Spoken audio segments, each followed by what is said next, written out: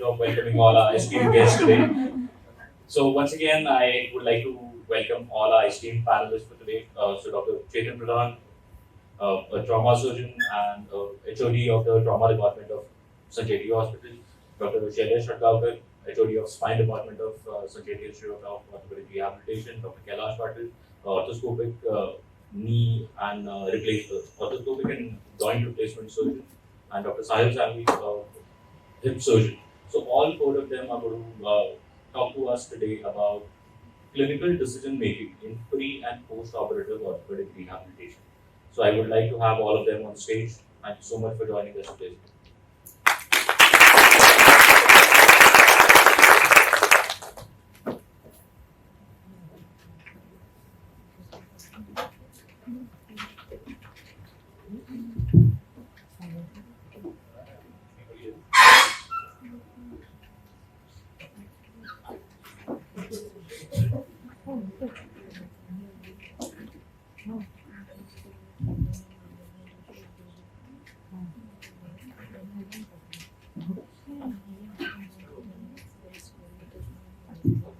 So before we start today, because it's a World Physiotherapy Day and it's our annual week, so all of our physios are here and physios who couldn't join. We've also started a Navi Mumbai chapter of physiotherapy, so all of them are watching us right now live over the Zoom meeting.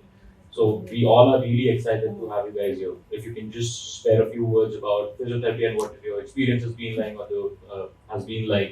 on the occasion of World Physiotherapy Day. First of all, my best wishes on the World Physiotherapy Day to all the physios as well as Healyos who are doing an excellent job, which we couldn't earlier make available to the patients. Now that is made home available, so it's like a home delivery now. So that's a great thing which has been happening. And on a World Physiotherapy Day, I really like to congratulate all the physios and really appreciate whatever they are doing for us orthopedicians as well as the whole of the medical fraternity. And congratulations on the World Physiotherapy Day. Thank you. Yeah, I would second what Kailash just said. Best wishes to all of you. Congratulations on the World Physiotherapy Day. You're all doing a wonderful job. Our physio department was always one of the best departments in the hospital. We've been having a college for 20 plus years now, and some real good students have passed out of it. And now we have extended that directly to the patient's home, and now everything is home delivered. Most of the hotels are closing down because everything comes home. So medical services also will not be an exception, and home healthcare is going to be one of the major industries in this country. But what is very important as far as home healthcare is concerned is not just dressings and consultations, but the real, I think, booster of the home healthcare is physio, and it makes an immense difference when there is a trained, intelligent therapist visiting the patient at home versus he doing it on his own or even on a video call. So I would always encourage this, and I would wish that more and more physios join your team, and I congratulate Rupal, the entire Healyos team for the wonderful work that they do. Thank you so much. Wish you all the very best on the occasion of World Physiotherapy Day. I think physiotherapy is an absolutely indispensable part of our profession. Doing the right surgery, doing the perfect surgery is definitely half the battle won. But to make sure the patient has that recovery, optimal movement, is mobile on their own feet again, is what the physiotherapists help us with day in and day out. So I wish you all the very best for your future endeavors. Thank you. To move ahead with our today's topic, which is clinical decision making in pre and post operative orthopedic rehabilitation. So I just have a few questions for you guys that I'm going to address, and you can always add on to the topic that the panelists have spoke about. So we being a physiotherapist, it is always comes to us. There are some cases who directly contact physiotherapy when they have a knee pain or when they have a hip pain or radiating pain or radiculopathy. So, what are the signs and symptoms, or what are the indications of a surgery or a surgeon's consult where a physiotherapist should refer a patient to a surgeon just to seek consult rather than continuing physiotherapy at home? Because there are sometimes where the pain is too much or the overall symptoms are quite severe. So, are there any signs or symptoms or indication where a surgeon's consult should be seen? Any? I think the dictum that I personally follow for any elective surgery, whether it's a hip replacement or a knee replacement, is that I never send the surgery to the patient. We tell the patient that you have to buy the surgery from us. So that implies that only when the patient has adequate pain and disability, which is affecting their day-to-day activities, their quality of life, that is the right time to opt for any elective surgery.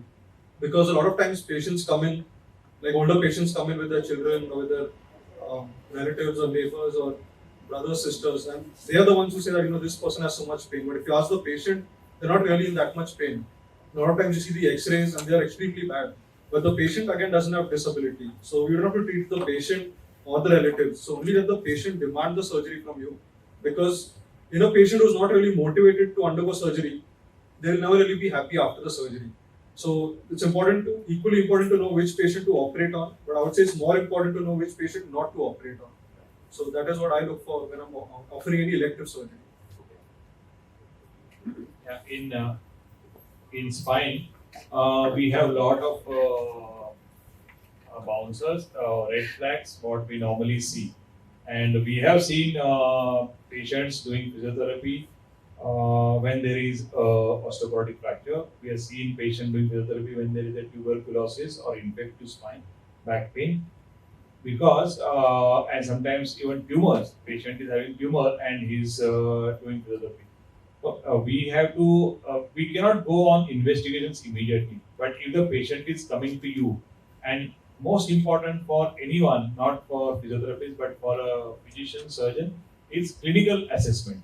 If you do a detailed evaluation, history taking, mostly you will not go wrong. And you will understand the type of pain. Routine pain is different, and some patients are having some different type, night pain, or patient is with excruciating pain, it's not getting better, getting weight loss, all these things. And when you assess them, you immediately understand this is not something which we should continue. We should definitely get a local orthopedic surgeon to at least investigate and what needs to be done. So these are the 2-3 things, but this percentage is very small. I can say 2 or 3%. 97% these things will not happen. From spine perspective, one more thing which is very, very important is Kodaiquana. We always say we should never ever indulge in treating the patient of Kodaiquana with physiotherapy, because that's an emergency. If the patient is with gallbladder or patient is with severe excruciating pain, ankle, foot weakness, we should not venture into we'll try it, because that's not something which is important. This is a red flag. We have to immediately get the patient investigated. Otherwise, I think most of the points which we routinely do, general examination will tell SLR is free. General examination, localized examination, we'll understand. Even isotonic, isometric exercises, when you do, you'll realize the shortening of the muscle or what happens in isopan. So all these things clinically only we can assess. So these are the red flags which I think you wanted to understand. So your question was, how long can the patient directly be treated by a therapist? So fair to identify where the surgeon's consult. So I would go by a very good clinical assessment by the physical therapist. So every physiotherapist must be competent enough to take good history and do a good physical examination, like what Shailesh said, and divide the condition into either a traumatic situation or a degenerative situation. Right. If it is related to trauma, and that is what I usually look at, then I would not encourage the therapist to keep on trying something or other, because it might worsen. So a trauma needs to be seen by an orthopedic surgeon. Some X-rays and other investigations may be required. And then the surgeon would automatically refer that patient back to the therapist if it so is required. A degenerative situation can be treated by the therapist up to a certain level. But if the pain increases or does not subside, or the patient lands up with any neurovascular issue like what Shailesh was saying, then she should stop and instantly refer it to the concerned specialist. Understood. So my take would be, so we can divide this whole process of going for a surgery or not going for a surgery into phases. So basically it's the pre-operative phase, it's the peri-operative phase, it's the intraoperative and post-operative. So depending upon that, when the physio sees the patient in the pre-operative phase, that is the time when he or she can, I can second Dr. Pradhan's, what Dr. Pradhan said, you have to clinically judge what the patient really wants. We are not here in a business where we are going to treat X-rays and MRIs. So they will tell you 10 different stories about X-rays and MRI.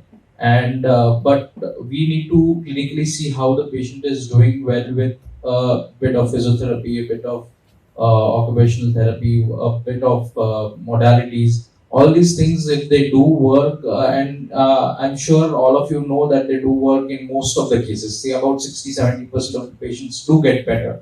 You can see, as Dr. Sahid said, we see the x-rays of the patients who are really bad, but the patient really doesn't have that much amount of pain. Or rather than that, it's for us to decide upon the psyche of the patient, whether he really wants the surgery or whether he doesn't want the surgery. If he doesn't want the surgery and you push him hard to get the surgery done, then that's not going to be a good choice. So the patient is not going to be happy. But if the patient is really motivated, he can be motivated prior to the surgery with if the physio is not working only, and that happens in very less chances of that happening. So often we see that the patient is really in pain and you give a little bit of physiotherapy and they improve to quite an extent.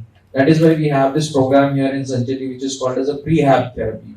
So as a surgeon, I'm a little afraid of that prehab because patients get better and they don't come to us. So that is how we decide how we are going to treat the patient. Right. If the patient gets better in prehab, you are worried, is it? That's why I said I'm a little scared of prehab. Right. Thank you so much for answering that in so much detail. The next question that I want to ask is the first interaction of a physiotherapist with a post-operative patient comes right after the patient is discharged. And we always keep hearing about and talk about the phase of protection after a surgery. So what exactly is that phase of protection and why it is important? And from a physiotherapist point of view, if you take a case in point, why that phase of protection is important and what precaution a physiotherapist should take in that time? So, with regards to a hip replacement, what we are worried about post surgery are two things. One is dislocation, and the other one is the patient not being mobile enough and getting a stiff hip or getting any infection for that matter. So, the protocol that we usually follow is after hip replacement, we keep the patients full weight bearing the next day after surgery, and they use a walker for 3 weeks. And after that, they use a stick in the opposite hand for 3 weeks. So, after knee replacement is the same hand, but the hip replacement, you give that on the opposite side because you want to increase the lever arm, and that takes away a lot of the joint reaction force after the surgery as well. So about 6 weeks of protected weight bearing, and thereafter we can walk without any walking aids, completely mobile. That's the dictum that we usually follow.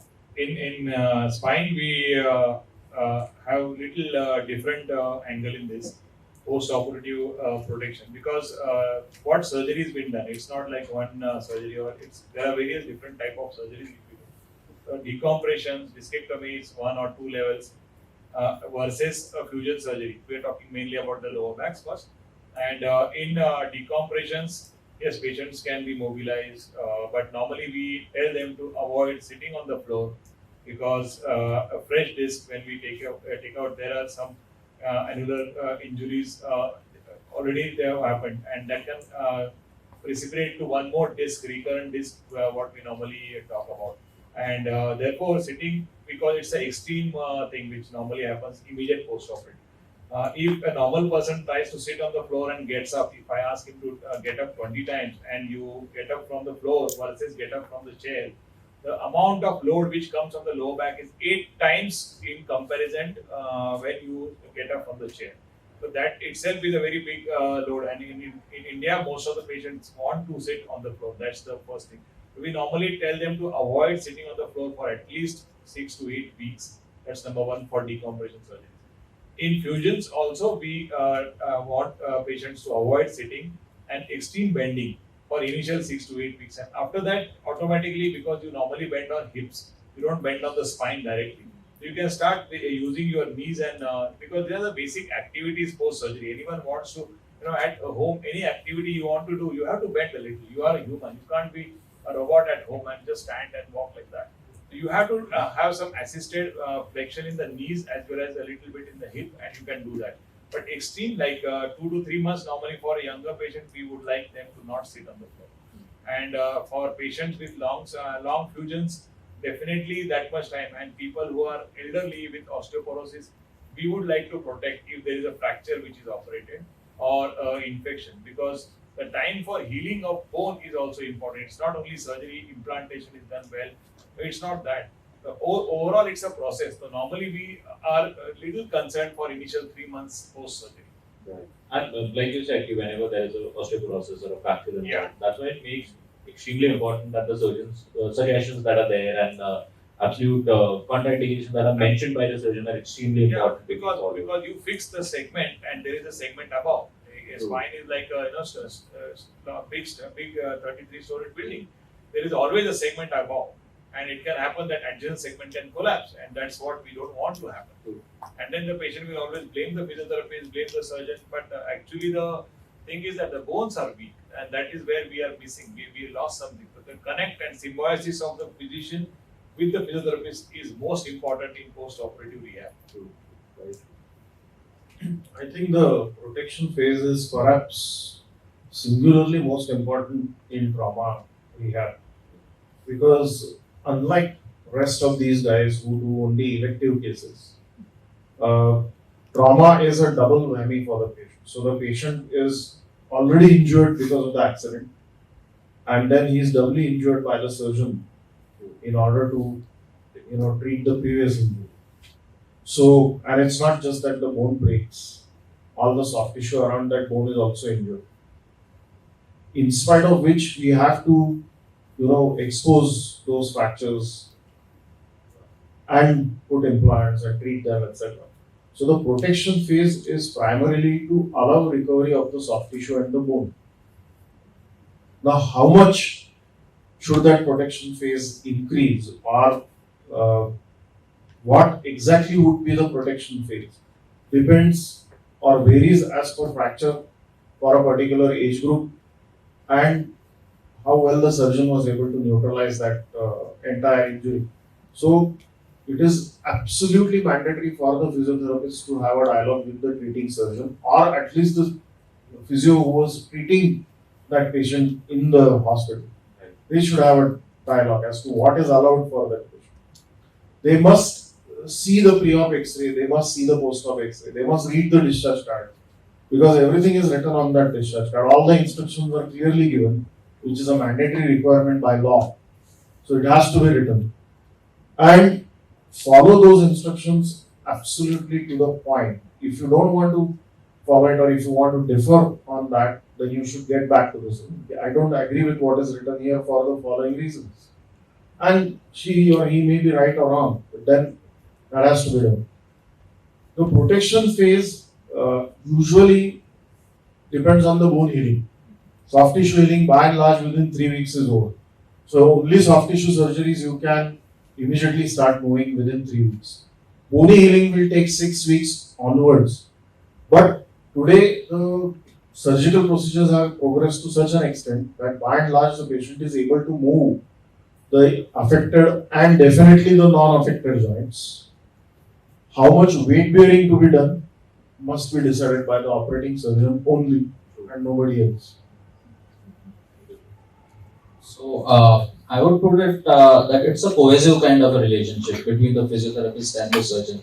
Because in the OR, how much well you have done the surgery, how much good you have put in the implants, how much well you have fixed the joint, that depends. That only the surgeon knows most of the times.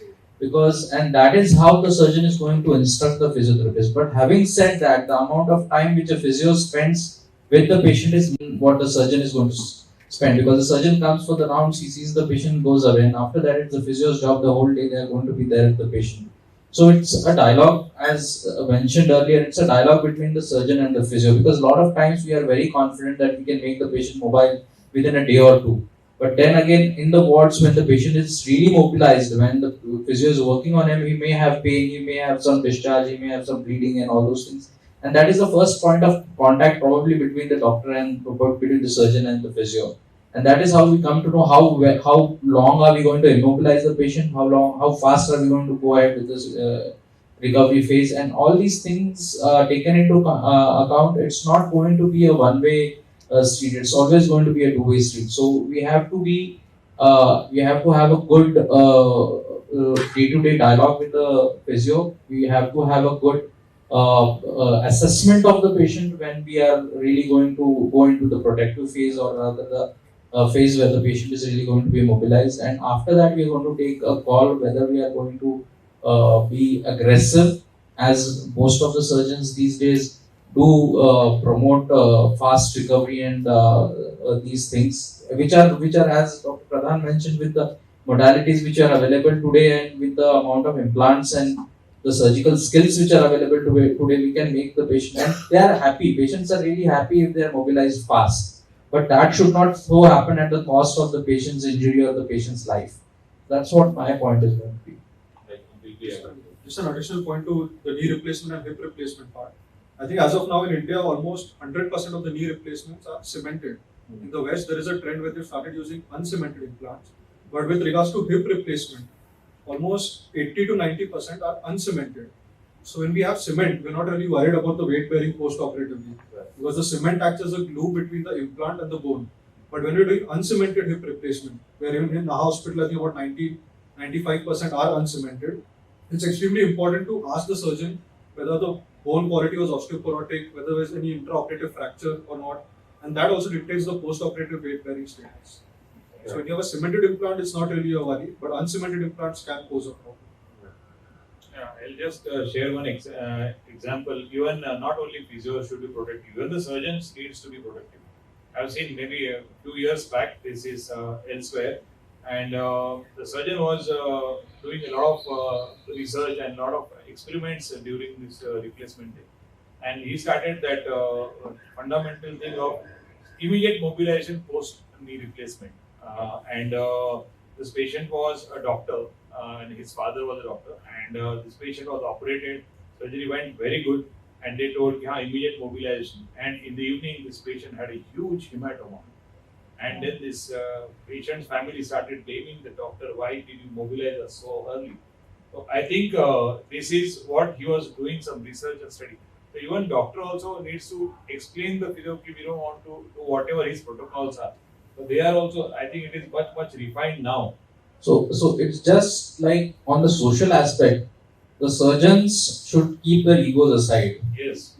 till the patient is quite alright to do everything, and rather we as doctors should put our egos aside and then look at the patient's well-being first. Yeah.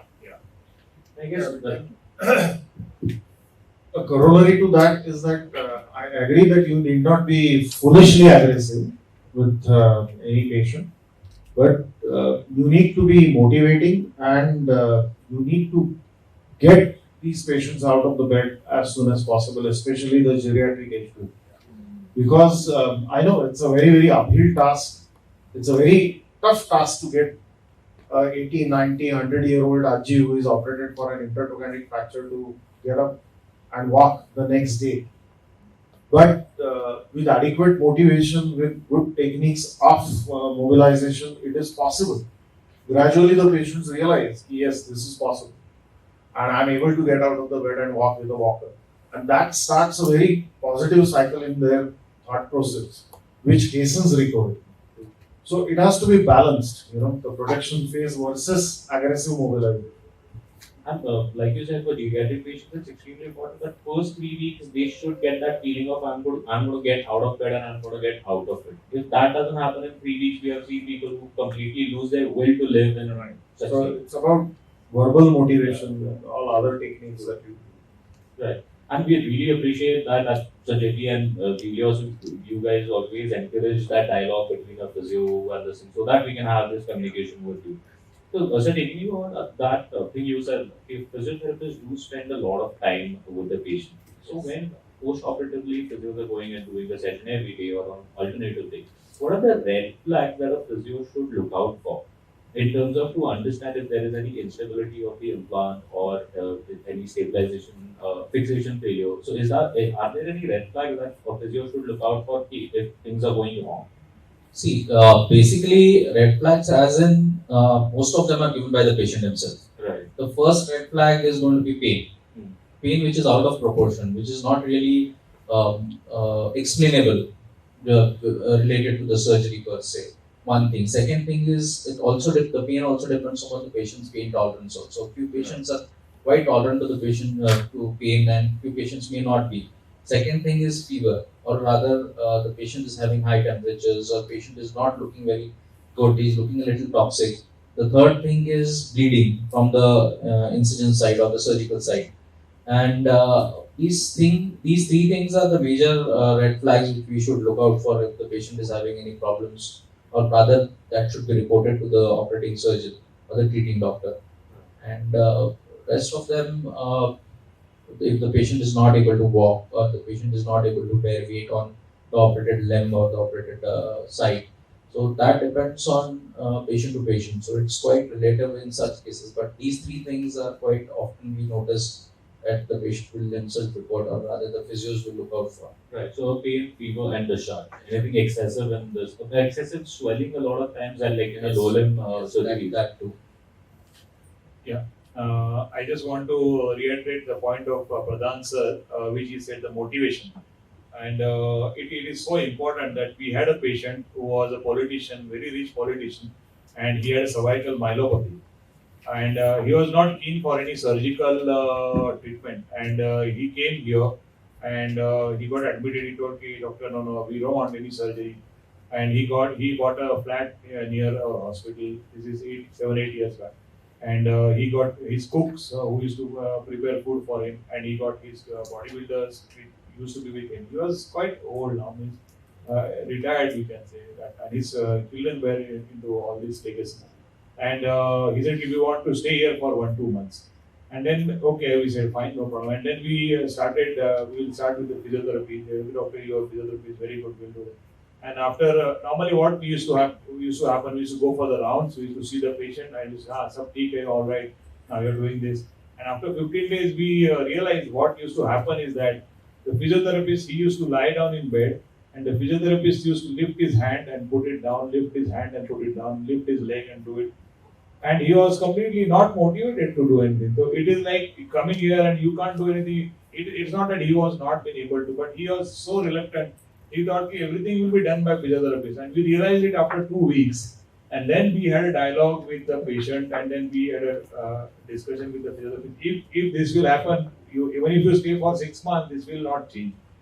So that's what I just wanted to, as a geriatric patient, the motivation what sir was talking, and you have the connect where you can talk to them, explain it to them well, as well. It's responsibility of both of us. That's what I feel. And as it is in physiotherapy, we consider passive exercises as a course that physiotherapy has, but we have to live with it. Yeah. I think red flags after hip replacement would be dislocation.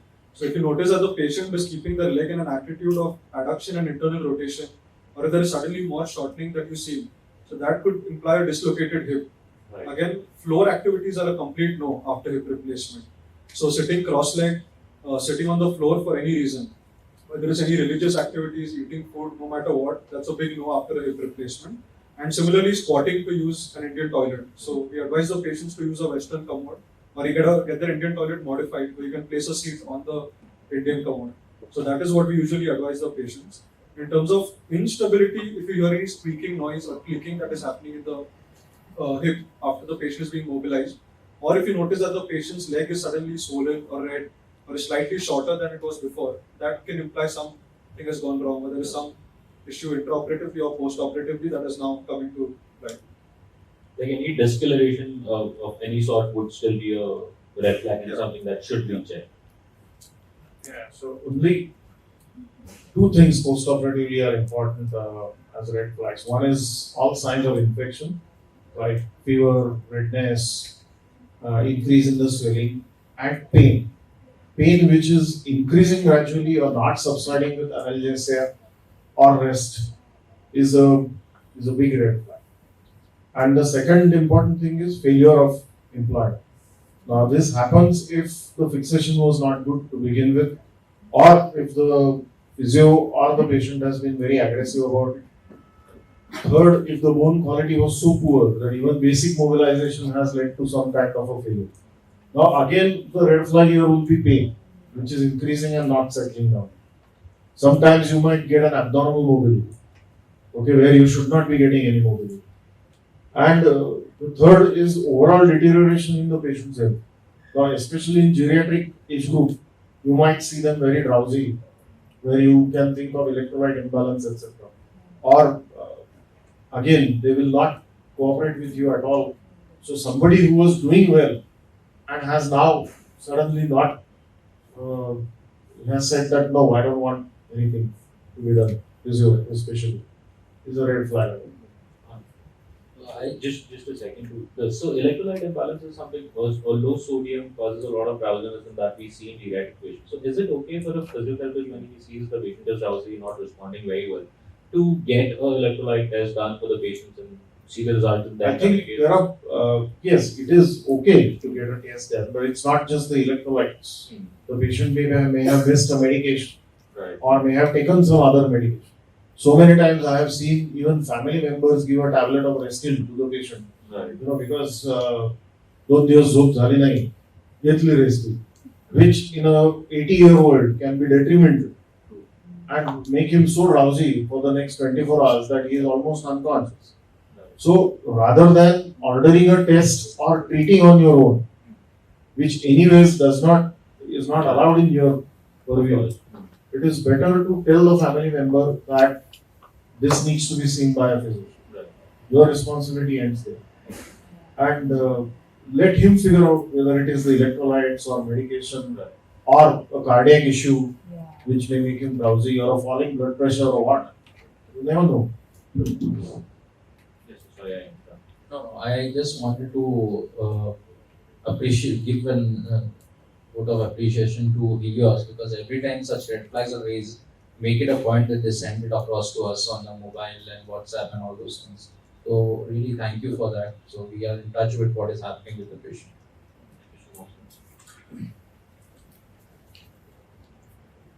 So you talked about suture site and this thing. So is there any specific precautions that a physiotherapist should take during that first 2 weeks or in case of the first 3 weeks where the sutures or staples are in place? What precautions should be taken from a physiotherapist in terms of exercises or treatment? Or with the subclavicular switches that are being put now, is that anything different to be aware of? Honestly, no suture line will give way with physiotherapy. Right. If it does give way, then the technique of suturing must have been wrong. Because skin staples or sutures are quite robust. In fact, even if it is on a joint or spine or anywhere else, it will not, the suture line will not open or gape because you move the joint. Right. Definitely not. If it does happen, then there probably is tension within as a result of some collection or infection, or the suturing technique was wrong, or it was under too much of tension when the wound was sutured, something like that. Otherwise, by and large, you need not worry about suture lines. Just go ahead and move it. Because patients do have a lot of fear till the time sutures are there, they won't allow the physiotherapist to mobilize, No, the ideally, on the post-op round itself, the surgeon tells the patient, you please move it, nothing will happen to your suture. Right. And this same thing can be reiterated by you all when you're doing. So just a word of caution, whenever you are doing these physio exercises and you are going through these suture lines, just be a little careful when you are doing these exercises, because even if the suturing may not have been done well, but the moment the wound gapes, the first one to be blamed is going to the physiotherapist, because he moved that much, it opened up. Right. So you just have to be a little cautious and careful when you're doing these exercises. Just don't go ahead and okay, fine, surgeon has given us a go ahead, we're doing it. That's not going to happen. So just be a little cautious, because it's going to be, the patient is going, you are going to be the first point of contact. So he's going to catch hold of you. Right. I think the only condition or the only scenario where we're afraid of a wound gaping is revision surgery, which is more common after hip or a knee replacement. So in that case, if it's a knee replacement, the flexion of the knee is going to place a lot of tension on the wound. So confirm the knee range of motion that is allowed. Similarly, for a hip replacement, side turning and sleeping on that particular side may give some additional pressure on the wound. So confirm the side turning. So in those scenarios, we often allow the patient to turn on the opposite side and not on the same side for the initial 2-3 weeks. No, so, can you elaborate that a bit more? So normally after a hip replacement, patients are encouraged to sleep on the operated side. But if, Either way is okay. but if- Operated side is slightly better. Hmm. What happens is after a hip replacement, if the patient sleeps on the opposite side, then the operated side goes up. So that leg can easily fall and go into adduction. So that often can lead to a hip dislocation. Right. So that is why we prefer patients sleeping on the same side, but even opposite side is okay. Yeah, just a recent experience. One of our operated patient of myeloma, dorsal spine, and we received a frantic call from the patient that my back is gone. I got a fracture. We asked what happened. The patient went elsewhere, and from that place they got. And the physiotherapist came, and they did too much of flexion to my leg. We didn't realize why it should cause a fracture. And in their mind, it was that means what we say aggressive surgeon. So sometimes we have to be not too much aggressive in a post-operative patient. That physiotherapist did reasonably good job, but what the patient was saying was 90-degree flexion. He was pushing my leg completely, and it snapped something, and I got a fracture. He was in terrible pain. It must be some muscle pull or small something, But he went. He got admitted in a hospital. He was again done X-ray, MRI. Nothing came out, but his blame was the physiotherapist did it. Surgery went well. So when we are also doing, we also understand the limitations. So we should also try to be not too much aggressive when we are doing the mobilization in bed also. Yeah. So I have a lot more questions with me, but we are also running short of time. So I'm just going to ask if any of the physios want to have any questions to ask. Like if we can answer as many questions as possible.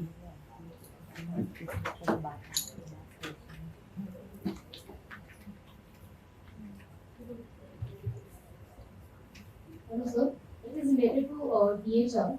When we can discard with the abduction pillow, which we give after DHR. So with regards to the abduction pillow, for example, when I was training, we were using it routinely after a total hip replacement during my residency. But what we noticed is patients who continued to use it for a long time even after they were meant to discard it, and they would start walking with a slightly wide-based gait. So that is why we've completely done away with abduction pillows now. We don't advise it after surgery at all.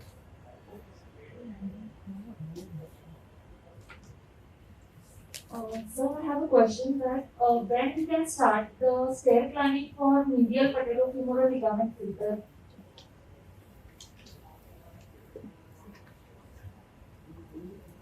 See, with the techniques which we use nowadays, we are really putting a sling across the patella and repairing the medial patellofemoral ligament. So medial patellofemoral ligament per se, if you look at it, it's not a ligament, it's a collection of a fibrous tissue which holds the patella in place. Now in place of that, we are putting a stronger tendon across it and putting it in its place. So the post-rehabilitation is going to be about immobilization for about 3 weeks, and after that we mobilize. So after 6 weeks, if the patella is quite well fixed and if the patient is comfortable and getting range of motion up to 90 degrees, is quite well enough to climb stairs. Thank you, sir. Hello. Yeah, I'd like to ask, in the decompression surgery, sometimes we come across patients who present with neurological symptoms on the opposite leg, not for the leg that they've been operated for. Then what is the reason for this peculiar trait? Yeah, it's a very good question because when normally we do a discectomy surgery and we try to go from one side and we decompress the nerve root on one side. The patient is, if you assume that patient is having left leg pain, we go from the left side, we take out the disc. What can happen is that while taking out the disc, sometimes the pressure of the annulus can come on the opposite side. And at moderately stenosed, because of the annulus is hardened, that can contribute to the pain. Sometimes the disc fragment also can go on the opposite side. And these are the two important things which patient can complain of pain in the opposite side. And this is for decompression. And when we talk about fixation or fusion, a lot of time we do unilateral surgery and we fix the spine. At that time, when you fix the rod, sometimes the nerve can get slight trapped into the foramen, which can contribute to the other side pain. So, previously, we used to do always a wide decompression, fixation, and posterolateral fusion. But as the techniques have evolved, we are doing more and more less invasive, minimal invasive surgery, and that itself can contribute to opposite side pain. But most of the time, they settle within few Yeah, days. they do settle after yeah. few days. I just wanted to know that. Another question I have is, this is a very peculiar thing. Have you come across any patient going for an elective surgery like replacement, despite not having any radiological findings as such? For Probably a knee replacement or a hip replacement, if the patient's tolerance level is very little, and if he is asking for an arthroplasty, but on the radiology there is no nothing that suggests that you should go for it. Have you come across such a case? Extremely rare in our country because it's usually the other way around. Yes. X-ray looks so pathetic. Yes. But if you just show the X-ray, anybody will say, replace this knee. But that lady is happily walking all around. True. So we usually see bad joints, patients doing everything, all ADLs, because their tolerance level is very high. And it's usually said that, so it's the other way around. Okay. Very, very, you have to be really lucky to have a good joint and somebody say, please replace it. So, no, but what the question is, what sir said, I completely agree with sir. But some experiences in England, people come and they say, "Doctor, fix my back. I got back pain. I can't tolerate this. Fix my back. Do anything and operate me." Because we have to understand the cycle of the patient, whether he really wants any occupational or any burrow which is supporting him. After surgery, he will never get better. So there are a lot of other additional industrial hazards of this. They want to come for what reason, that we have to assess it well. so one of the important reasons for refusing surgery or not accepting surgery in India is the finance. Yeah. In England, the NHS pays, or anywhere else, it's fully the insurance pays. You don't have to pay a single fee from your pocket. Here, it's the other way around. So, finance is one issue. The social aspect is another issue. The pain is the third issue. And tolerance is the main issue. So we keep on tolerating pain. Thank you, sir. I think if you have an X-ray which looks completely fine and the patient does have a lot of pain, you need to rule out any referred pain, especially for the knee and the hip. For example, in an OPD, if I see 30 patients, and there will be at least 1 or 2 patients with a hip problem who present with knee pain or get referred from the knee OPD. Similarly, between the hip and the spine, the L5S1 can again cause a lot of complaints in the hip area when it's actually a disc problem. So always look for any referred pain or anything that you're missing out, because nobody really likes to come to a hospital and get a surgery done, in India at least. Yeah. In the West, this is a big problem where they have a concept of workers' compensation. So they get compensated by the company for leave and any other dues that they may have, and they get a long leave period also after surgery. So there, a lot of patients have malingering where they present with fake complaints. But I don't think it happens in our country yet. So just to take a point forward, in such patients where you're getting a clinical radiological mismatch, you have to be extremely cautious in treating these patients, because psychologically you have to handle these patients. Yeah. Because a patient who is never going to be happy pre-operatively with a clean X-ray and a clean knee is never going to be happy post-operatively. They are either come there because their son has an insurance, or they are just wanting to have attention. So you have to be very careful in treating these patients. So what would your suggestion be to that patient? I would rather treat them with physiotherapy. On a lighter note, I would. There is a term in orthopaedics, if you know about it. So such patients who have somatized anxiety or something, Yes, yes. then we write LAPT. So leave alone for physiotherapy. That's the treatment. And it it can work wonders. I mean, you can give all the modalities that you have in your clinic and keep on giving them. Now you know why we're getting so many such patients. My only advice to you is don't do anything invasive. You know, nowadays there is an increasing, and I know I'm going to be abused for this, saying this by all of you, but there is an increasing trend to use modalities like dry needling, wet needling, or whatever it is called, and too many modalities being used on one patient. Now, recently I have had an opportunity where just a trapezius fibromyalgia, or what can be diagnosed by him as maybe C6, C7 referred pain. A very young lady, about 32 years old, software professional, working on a laptop 12 hours a day, sitting at various places in the house and working on that laptop. Probably that caused, you can sit down, that caused the pain. And then she took everything under the sun, finally landed up with some physio who kept on needling her with whatever needles she had in her clinic probably. And a week later she presented to me with no relief of pain. But what she showed me was a lot of infected puncture needle marks. The physiotherapist had forgotten to ask the patient the history, and that patient was a juvenile diabetic. So she was a diabetic from birth, because of which probably the infection rate was very high. And multiple abscesses being formed there, which, I don't know, probably might require surgical drainage. So, invasive therapy, especially when you do not have a cause, you know, every painful situation, condition must be diagnosed. If it is not, I would rather handle it through a psychologist or a psychiatrist. But, I mean, they can work wonders. There are situations like pain blocks, etc., where there's these needling and your gate control mechanism comes into picture. But that is done inside the operation theatre under sterile conditions. It is not to be done in an unsterile clinic. You may land up in trouble. And one bad patient can ruin your practice. To answer your question, what I would do with such a patient is refer him or her to your biggest competitor in the city. Because one happy patient will get you 10 more patients, but one unhappy patient will take away 50 to 100 patients of yours. Because it's a natural tendency to complain about the wrong things. And we rarely compliment the doctor for any good things. Just to put, who are our competitors? Look in the mirror. No, but I think to answer your question, something is called as Waddell signs.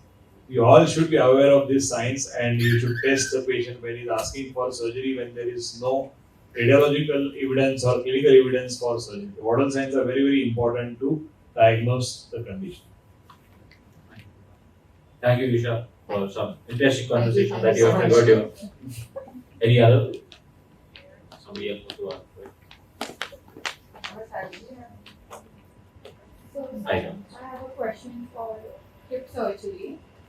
Can we shift the patient to cane walking after suture removal if the strength and the balance is good, or we should wait for 3 weeks?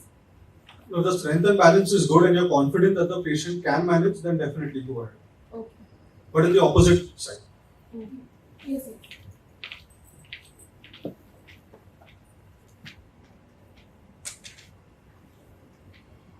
Hello, sir. Chronic sacroiliitis or chronic sacroiliitis pain, that is SI joint fusion is required or not? Compulsory required or not? That's my question. Sorry, what is your question? Chronic sacroiliac joint? Chronic sacroiliac pain and sacroiliitis, that is compulsory required SI joint fusion surgery is required or not? In case of the sacroiliitis or SI joint pain, Sacroiliitis is very commonly a feature of seronegative spondyloarthropathy. So it is very much treatable by medication, especially when it is bilateral. It is an inflammatory arthropathy, like any other arthritis. So it is absolutely treatable medically, surgery is not required. But if it is unilateral, then the commonest differential is tuberculosis. In which case you may have to do a biopsy, scrape it off, and give adequate anti-tuberculous therapy. Okay, thank you. And patients with sacroiliitis who have any seronegative spondyloarthropathy, in fact, we advise them to do more physiotherapy and be more active because usually the pain aggravates after rest and it decreases with activity. So they should be advised to be more and more active.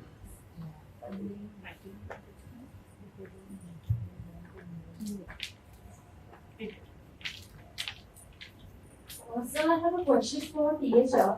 Actually, what can be the precaution for THR if the carcinogenic cause is there? Carcinogenic cause is there. So metastasis, yes. Yeah, metastasis. So then in that case you need to again weigh the benefits and risks of surgery. So you need to find out where the primary source of the cancer is and then weigh the life expectancy of the patient. So if the primary surgery or primary cancer has a good prognosis, good long-term survival, then you can definitely go ahead with the surgery. But if it's a poor 1-year survival rate, then I wouldn't really offer surgery to that patient. Thank you, sir.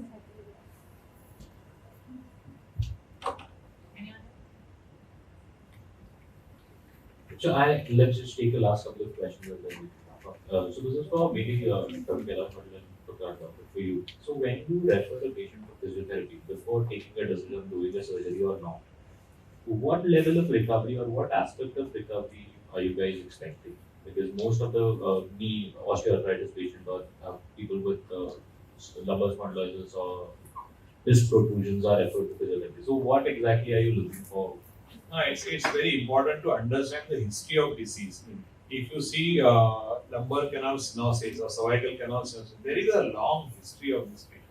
If the patient is 65, 70, 75, he's not walking much, his demands are less, he's got a moderate stenosis, but he's managing everything.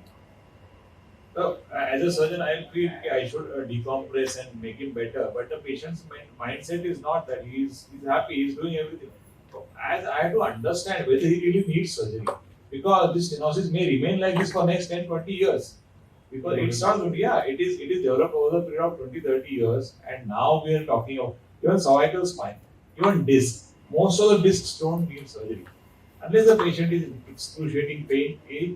Number 2, neurological deficit, activities of daily living are getting affected. Those are the patients with adequate conservative treatment. If they are not better, then only they need surgery. The percentage is very less. Right. And as a tertiary referral center, we get patients who are already treated. Therefore, we have to consider any surgery. But most of them needs physiotherapy, rehab, and most of them will get better. The number of patients which from spine or I'm not very sure about the knee, but they really don't need surgery. That's for sure. Most of them in stenosis, in disc, can get better, not in acute phases. That's all. I don't know, but I don't personally like when there is acute disc. I don't want to immediately start physiotherapy. Let the pain settle, and this physiotherapy is done for strengthening your muscles, joints, and everything, etc. So my question was to that, are you looking for a functional recovery of that patient? This patient should be able to do his day-to-day task, or is there any specific in terms of are we looking to strengthen the core muscles or the paraspinal muscles? No, both. Patients will go back to everything if they do a proper rehab, functional as well as the core. Because in some time they will start doing everything because patient has got neurological full power 5/5. Upper extremity, if it is cervical, whatever, and if the patient is doing good, that phase is gone, and then he's doing everything fine. When we say recovery, it means two things. One is that the patient should be pain-free. Absolutely pain-free over a period of time. And second thing, he should be able to do all his activities. Right. And it should be consistent. So, if the patient says that I am pain-free when I am lying down in bed, Yeah. but the pain recurs when I am sitting up doing my job or whatever, then that's not recovery. It should be consistent pain-free period and ability to do all his ADLs without pain. That is recovery. If you have achieved that, surgery will not be required. So whenever you're looking at a patient, you have to be realistic about what you're going to achieve out of a surgery, because your surgery or your knife is not a magic wand that you're going to put to the patient and the patient is going to fly. That's not going to happen. So you need to explain it to the patient that this is what we are expecting out of the surgery. If you are able to give as much as we have counseled the patient, this is how much you are going to expect out of this surgery, the patient is more than happy. Even if you give 10% more than what we have promised, the patient is much more than happy. So it's more of a goal which we are going to achieve rather than going to full functional rehab or full functional condition of the patient. So it's more functional and occupational. If the patient is able to do all his activities comfortably, then we have achieved more than enough. Then we are fine with it. Alright, understood. Yes, we are running short on time, so thank you so much for joining us today. It was really insightful to have an open dialogue with you and taking the time out to answering all our questions. So thank you so much once again. I just want to request you.